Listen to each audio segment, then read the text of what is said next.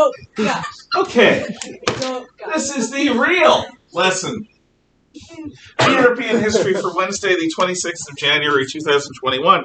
Because the lesson I began to film ended up being destroyed when I hit the wrong button. Oh, God, not the wrong button.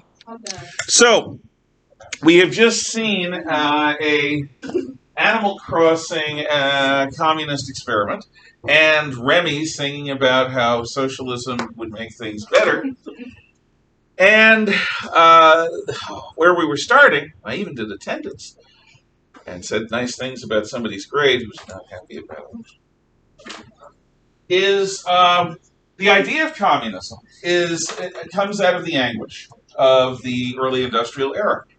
What is that anguish? Well, let's see. You saw the dinginess that Orwell described in his Road to Wigan Pier, all those descriptions of coal mining in the north, and the photographs of the crowded conditions in New York, which were typical of the industrial era, the dislocation that people felt when, for as long as anyone could remember, for countless generations, throne, altar, and field dominated life, and the rhythms of life were the rhythms of the sun and the crops. Suddenly, everything is different. We're in a city, a completely new type of city, an industrial city with booming factory sounds and industrial whistles and machines taller than and larger than a man that operate on their own, that if you accidentally get in the way, you get crushed or mangled. And what is your role? You're not working under the sun doing knowable things. You're not there with your father and your son. You're not there with your relatives doing what you do like a farmer or a peasant should. You're alone in a factory, and your kids may be there, but they're crawling around inside the machines, keeping them greased. And hopefully they'll get through this without getting crunched. And instead of working with the soil or working with people, you're working with a device that very, very, very has a mind of its own. And if anything goes wrong, you're on your own. Christ came into this world, and Christians believe that God so loved the world that he sent his only son to die for our sins that we might have eternal life. That's the little gospel. Now, Christ didn't come as a king, a worldly king. Christ didn't come as a nobleman or a general. Christ came as a carpenter's son in a backwater province of the Roman Empire. And when he came, he lived among fishermen and prostitutes and tax collectors and wandering vagrants. So when Christ talked about the parable of the sower spreading out his seeds, farming people could understand that. And townspeople from pre-industrial eras, make sure you have your notes out, could understand that because the parable of the sower, everyone knew about sowing and reaping, and now it's all different.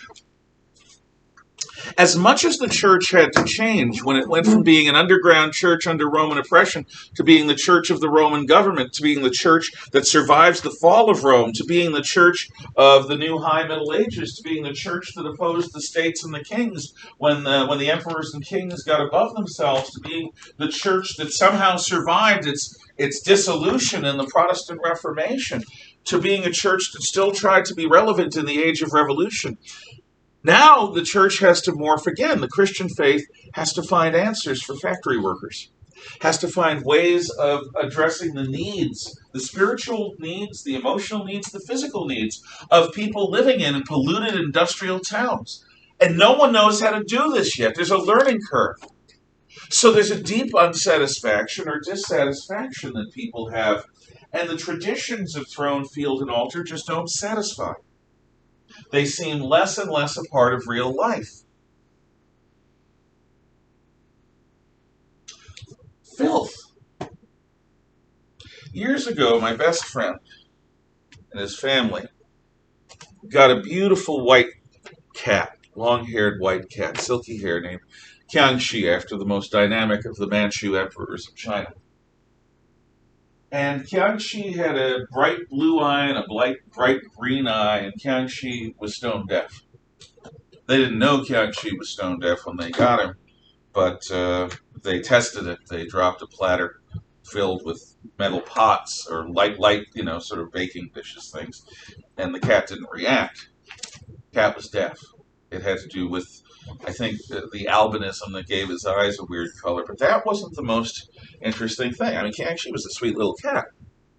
But Kyung-chi had long, silky fur. And the family, after getting Kyung-chi, had a few kids. And they had another cat, and they had a dog. The other cat was older. So what happens when a family has kids and limited time and limited resources is that sometimes pet care takes a back seat. Whenever we used to visit them, we visited them 2 or 3 times a year, my wife and I, who don't have kids, who have cats, noticed that Kyung-chi's hair was desperately badly matted behind his legs and under his tail. And it's because he couldn't keep up with the cleaning. When he went to the bathroom, it fouled his fur. It fouls its fur, and he tried cleaning it. But each of his hairs was proportionally like this long out of his body. And he had lots of them. He could clean and clean and clean and clean and clean every waking moment and still not get the area clean. So he gave up. And what we would do is we would actually trim away the hair. Once we had to actually go to a professional dog groomer to trim away the hair because we couldn't do it. Because the foulness was just so thick. It's not that Kyung-chi was stupid. No, all cats like being clean. It's an instinctive trait for survival because stinky predators don't catch food. So that's why cats are so scrupulously clean. But he had been bred to look beautiful for people who have the time to scrupulously, assiduously keep their pet clean. In other words, he needed human help, and he didn't have it. So we helped when we were there. It was one of the things we could do for them. I'm sure they were irritated by it because it was an implicit criticism of them. But, we're old friends. We can take a punch from time to time for the sake of amity. That's what life became like for a lot of people living in these industrial towns. They were like Kyung-chi. They could try and try and try to keep things clean, but there comes a point where you can't, where it's a hopeless battle. And for your own sanity, you just have to accept that filth is the new normal, which no one likes to do. I mean, when you're a little kid, not another bath, Mom, I took one days ago. But think about the last time you went camping and were out in the wilderness for a few days or for a week without access to proper bathing facilities. That first shower or bath feels good. It feels nice to get clean. And we like being clean. We like being well-groomed. If you ever see somebody who's let themselves go, there's something going on with them. My mom, who was a detective for decades, had a girl brought to her attention who was in a local middle school, and one of her teachers was she reported it, but she said, the girl stinks. She doesn't keep herself clean. She's foul. Why doesn't she do that? Why doesn't she understand? Well, my mom investigated. Her older brother and her father molested her daily. Not being clean was some way that this girl was desperately trying to keep them away. When somebody lets themselves go, it is a cry for help. It is a sign that something is wrong. Bear that in mind in the future, because you may have people in your life that just suddenly just don't care anymore. It's not necessarily that is happening to them. God, I hope not. But something usually causes it. Something usually goes on. So nobody likes to be filthy, except the fun kind of filth you get from just messing around or working hard, and then you clean yourself up. But this is everywhere. And the insecurity. It's not like rich people had piles of money around in their homes, despite what Dickens said. They don't. For the most part, everyone is living right near a very thin margin. If you're a factory owner, you don't sit around eating bonbons all day. You work harder than anyone else in your factory. Anyone who knows a family business owner knows that. You work hard for decades.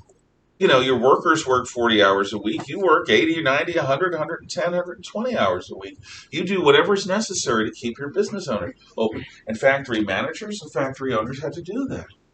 There was not extra money to pay factory workers a better wage. There was not extra money around to make life better, to coast. Every day was a competition, a Darwinian struggle to survive. So this brings utter insecurity. And when times are bad, you don't all hunker down and be hungry together. You're laid off. Factory owner cannot take care of you when it's bad time. So, God forbid you get sick or injured. There's no sick days. There's no workman's comp. You're out of work. Maybe you'll be on the streets rolling around on your begging cart, hoping that people throw you coins. Maybe you'll be eating in charity soup kitchens for the rest of your life, 2 or 3 times a week. Life is hard. Life is dirty. Life doesn't make sense. There's no sense of proportion because this is all so new. Lassalle's iron law of wages, part of it. What then must we do is the question Leo Tolstoy, who is the inspiration for Gandhi and Martin Luther King. Leo Tolstoy, the great Russian philosopher and humanist. In the face of suffering, what then must we do? The Judeo-Christian notion of charity isn't, I'm wealthy and I'm going to throw out crumbs to the little people. On some level, Jews and Christians are taught to believe you are your brother's keeper. And if your brother is hungry, or naked, or homeless, that's on you, as much as it is on them. This is something our leftist friends don't necessarily appreciate. The ideals of socialism, of communism, of social democracy, of American progressives, the ideals of a better material situation come strictly from the Judeo-Christian tradition that says that people of all kinds, including the poor, including the weak, including women, including children, including slaves when they exist, they are all children of God. And you are not just responsible for taking care of you, you're also there to, I saw my neighbor and I saw him naked and I gave him clothing. I saw him hungry and I gave him food. Now, they, on the left, those of you who are on the left, tend to view government as the way that this gets done. Traditional Christians who do charity don't necessarily agree. But the idea that the poorest among us deserve our sympathy and deserve something from us, that comes definitely from the Western tradition. You don't see that in India. You don't see that in China or Japan. You don't see that among the civilizations of Central America. It comes out of this idea that every person is a child of God. Yes? The idea that you were like your brother's keeper was kind of lost at the time when Jesus came down from all the Pharisees and everything, because they would just see somebody who had leprosy and just kind of go away. But then one of the things Jesus said was, if I am hungry outside and you give me food, then you will be blessed by God. Yeah, well, no, if you see a hungry person and you give them food, you're doing it for me. If you do this for the least of mine, you do this for me. So Jesus associates himself with the charity that you may give. But the truth is, it has never been possible for an individual to look at the suffering of the world and go, I'm going to make it better, and make it better. Even Jesus says the poor will always be with us. Now, was he talking about economically poor people or poor of spirit? Maybe both. You could be the richest man in the world. You could be, I think it's Bezos these days, the Amazon guy. You could be Jeff Bezos, Bill Gates, and Elon Musk all rolled up into one. with a little George Soros thrown in for the evil. And it wouldn't matter. You, with all your billions, don't have enough to alleviate poverty in this world. You don't. There's too much of it. Government doesn't have the power. Shh, secret. Government cannot assure a decent basic standard of living. There isn't enough money. Whenever a government assumes the burden of health care, the government has to ration that care in some respect, because there is never enough medicine, there are never enough doctors, there are never enough clinics for everyone to get equal treatment. So you make decisions on who gets treated and who does not, which is a hell of a thing to decide. You're deciding like a general on a battlefield who lives and who dies. But the need is there. And it is this need that causes people to ask questions. What then must we do? Now, Georg Friedrich Hegel, I always get his first name wrong. I may have written it down somewhere. In any case, Hegel, the German philosopher from the early to mid-1800s. Hegel's philosophy is going to be latched onto by idealists everywhere who want to solve these problems. Now, first of all, Hegel is a materialist. And what a materialist is someone who, in essence, says, if it ain't matter, it don't matter. That is materialism. That's the definition I want you to write down. Even the word ain't. I mean, if you're compulsively good grammatical, you can say if it isn't matter, it doesn't matter. Fine, do that. But I prefer you to write, if it ain't matter, it don't matter. If it isn't matter, it doesn't matter. If it ain't matter, it don't matter. That is materialism. The body is real. The brain is a part of the body. The mind, the soul, spiritualism, mythology, superstition. No, what's real is this. If you can't hear it, see it, taste it, touch it, or smell it, it doesn't exist. 40 years ago. Yeah. One of my favorite, actually, that was my favorite childhood story. Yes, it was the show. It's a good one. The idea is that Hegel says society has occupied itself with a bunch of mythological, superstitious nonsense, when the truth is staring in our faces. The body is real, and the body has needs, and the bodies of the poor do not have their needs met. Stop focusing on fantasy. Focus on what is real. And Hegel, being a thoroughgoing materialist, says that only material things are real, which is a hell of a thing to say. I'll tell you, there are physicists today who deny this because they appreciate our concept of what is real based on sensory data is quite limited. If you go down to the quantum level, or if you go up to the universal level, our sense of what is physically real and what is not real, and what is energy and what is all of this stuff is questionable. But Hegel's operating in a Newtonian universe of visible things. So the body is real, not the soul. The brain is real, not the mind. The needs of the body are real, not some morality. So Hegel works from the presumptions of a materialist. And Hegel talks about progress as happening through what he calls the dialectic. The dialectic. The dialectic is conflict. Progress comes through conflict. If evil didn't exist, we'd have to invent it in order to struggle against something and produce a better world. Progress comes through struggle, and only through struggle. Conflict is what brings a better world. And the dialectic can be explained with the thesis. Everything that exists is its own thesis. You are a thesis. I am my own thesis. We are all each a discrete, distinct thing that is a thesis. Every action is a thesis. Now, let's say your dad is a thesis. Well, I'll get to that. So, I am a thesis. Somewhere in this world is an equal to and opposite version of me. Short, thin, with hair up here and not down here, but somehow equivalent in power. He thinks that colleges are great because they're making a better world, a more awake world, a more woke world. Maybe it's not even a he. Maybe it's not male, or maybe it's a male who identifies in some other way.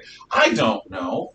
But somewhere, somehow, there's an equal and opposite to me. I'm matter. He or it is antimatter. And then we meet.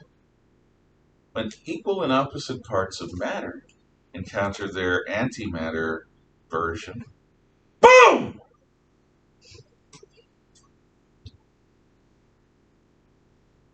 In Dungeons and Dragons, in the first edition, there's a spell called Clone. It's a curse spell. If you have an enemy that's too powerful for you to take on and fight and overcome and triumph over, you get a little sample of them, and I think it's an 8th level cleric spell, Clone. And what you do is you grow up a little version of them that becomes an adult version of them in just a few weeks.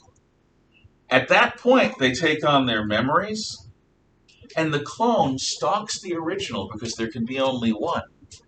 And either the original destroys the clone and is weakened by it, and you can take him out then, or the clone destroys the original. Either way, your enemy is damaged or destroyed because there can be only one. When Thesis and Antithesis meet, they struggle.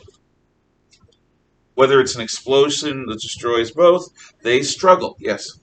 Explain what Dungeons and Dragons is. It's a role-playing game. It's a fantasy role-playing game. I've played it since the late 70s. What you do is you should come on Thursday and see. Because Thursdays after school, we have gaming club. You have a group of players who are playing a single individual person. And that person has certain characteristics that you agree upon beforehand. You might be a wizard or an archer or a hunter or a thief. You might be any number of things. And there is a game master, or old-style dungeon master, who plays the world. And what it's like is improv theater. When you do improv theater or jazz music, you show up and you all sort of spontaneously interact with one another in harmonious ways. Good jazz is not written. Good jazz is performed organically, naturally, live, and is unique. May be recorded, but it's not. Good jazz is spontaneous. It's an action. It's not just music that you listen to. Good improv theater is the same way. You've got really talented people on Whose Line Is It Anyway, bouncing ideas off one another. And that is, it's a particular form of performance, and I think it's wonderful. So what Dungeons and Dragons is one form of that, where you're in a Tolkien-like Lord of the Rings fantasy setting. But there are science fiction games, there are spy games, there are Old West games, there are all sorts of, you could be back in ancient Greece with the heroes fighting the Trojan War. There are all sorts of things that you can do with that concept. Dice are used to determine the outcomes of challenged events. So, for example, I encounter a Minotaur, and I am stupid, and I say, I will fight you. I swing my sword at the Minotaur, and do I hit him or not? What damage? That's when we roll dice. So that's the short version. That's all you're going to get out of me right now, because I don't have time for more. There's so much. Yes, there is. Again, I've been doing this since '79, so it's a long time. Okay. You should show up on Thursday if you have time. Yeah. If you like it, they're nice games. Okay. So, Thesis meets Antithesis, and they struggle. Now, when we studied the First Punic War last year, Thesis is Rome, strong on land, army. Antithesis is Carthage, strong at sea. They struggle. But Rome gets a hold of a wrecked Carthaginian ship, reverse engineers it, builds it, copies it, and suddenly Rome has a navy. But having a navy isn't the same thing as knowing how to use it. So the Romans developed the corvus, which is a swivelly ramp with a spike on it. You get close to an enemy ship, thwonk, And then your Marines go onto the enemy ship, and instead of fighting a sea battle with rams and catapults and archers, you're now fighting a land battle as your Marines go across and fight hand to hand. By improvising, adapting, and overcoming, the Roman Republic defeats Carthage in the First Punic War. Thesis has met antithesis. Both are changed. In the Second Punic War, Carthage is strong on land under General Hannibal. Rome is strong at sea. They have actually, in some ways, for a while anyway, reversed roles. If you encounter a struggle in life, whether that struggle is against a bully or against a habit or an attempt to grow and change your life, you're not going to come out of it the same person as when you started. You're just not. If you have to move on with your life by destroying me, you are going to have to step up and develop the ability to destroy me, which you probably don't have right now, although some of you might. In developing those new abilities, in improvising, adapting, and overcoming, you will become more like me.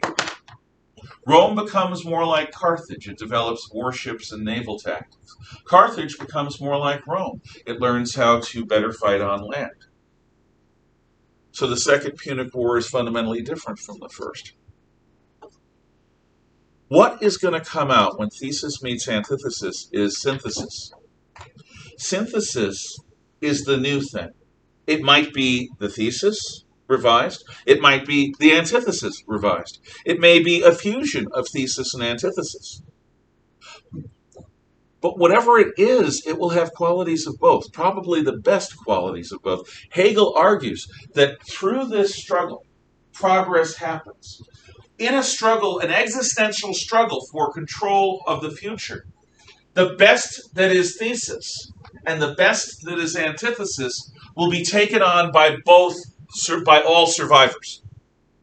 And the worst dysfunctional qualities of each will be sloughed off. So if you want progress, fight.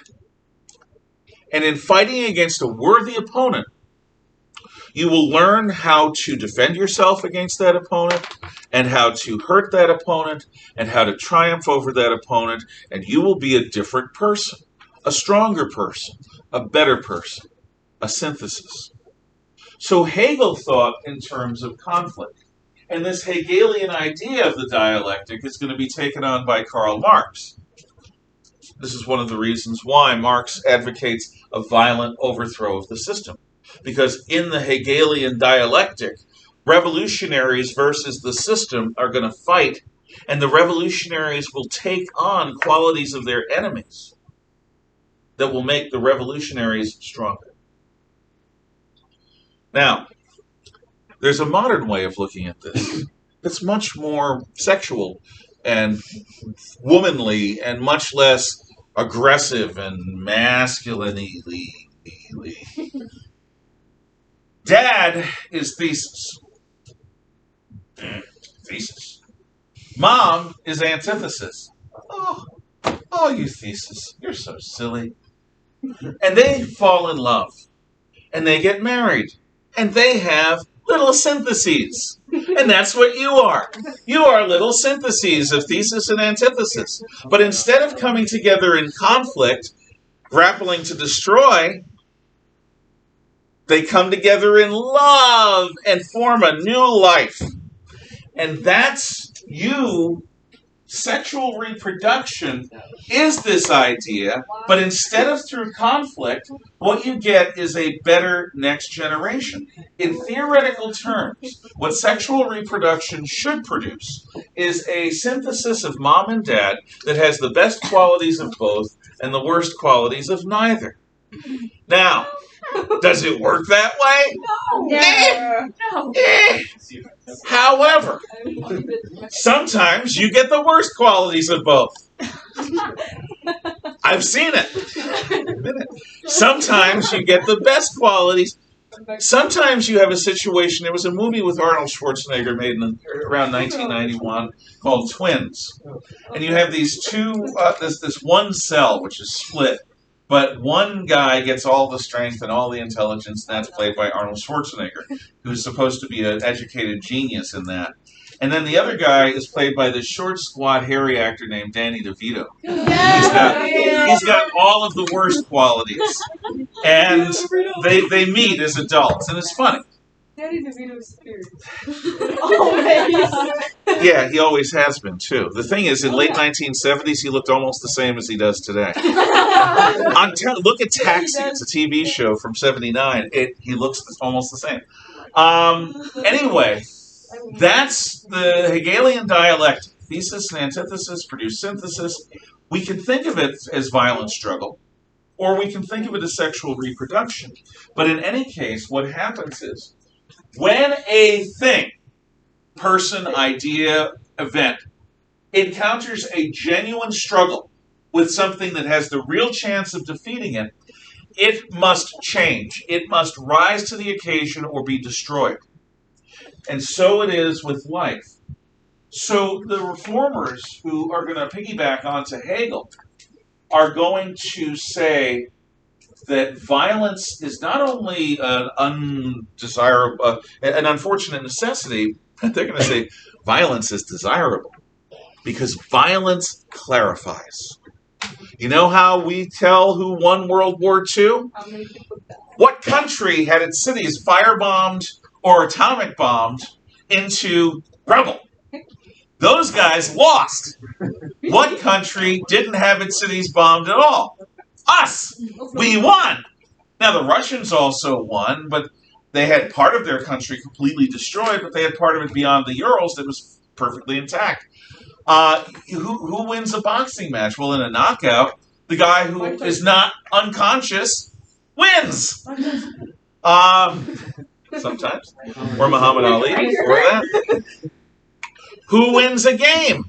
Unless you're playing some socialist mommy little league where they don't keep score, the team that has the highest score wins. Oh, but that's going to make the losers feel bad. Yeah, they should toughen up and learn how to fight harder. Buttercups, snowflakes. Oh, I'm sorry I lost. Learn how to deal with it. Turn it into anger. The power of the dark side. Because anger leads to hate. Fear leads to anger. Anger leads to hate. Hate leads to suffering. Yes. It's like bull riding. You see, you know you win when you don't get trampled by a bull. Yes, exactly. There you go. Although actually trampled is more like the running of the bulls. Bullfighting ends the same way, though. Have you ever heard of the running of the bulls? I think I told you about it. Oh, yeah. Pamplona, Spain, every year. I'm a man! And women can do it today, too. Sexual equality, great. So what they do is they gather in a crowded mob in front of a bunch of bulls that have been messed with for hours. And the bulls are like, I'm going to kill anything with two legs! And then the bulls are released. And the people run down the medieval streets of Pamplona, Spain. And some of them get crushed and some of them get killed. But mostly you run and then you dive over an embankment or something. And the people go, oh, yeah, now I feel like a man because I ran away from a scared, angry bull. Yes. Have you ever watched the PBR?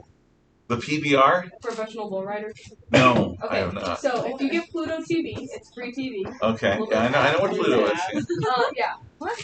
No. Anyway, and so it is like they do replays and they go to different states and like cities every single weekend, and bull riders have to hit one every single weekend for a certain amount of time, and so you can watch it live. And like they just had one in Spokane, and the second ride, some guy he like got bucked off, but like trampled. Oh. And so that happens at a lot, like pretty much every single event. Somebody gets trampled. Yeah, because anything involving bulls is a blood sport. Yeah. That's a secret. You don't have peaceful bull sports because bulls are aggressive and dangerous. And there was one, I think it was from Oregon, and the guy, like, he was holding on, so you have to, like, hold on like this, and you, like, wrap a rope around really tight. It's a great way to rip your arm out of yourself. Oh, yeah.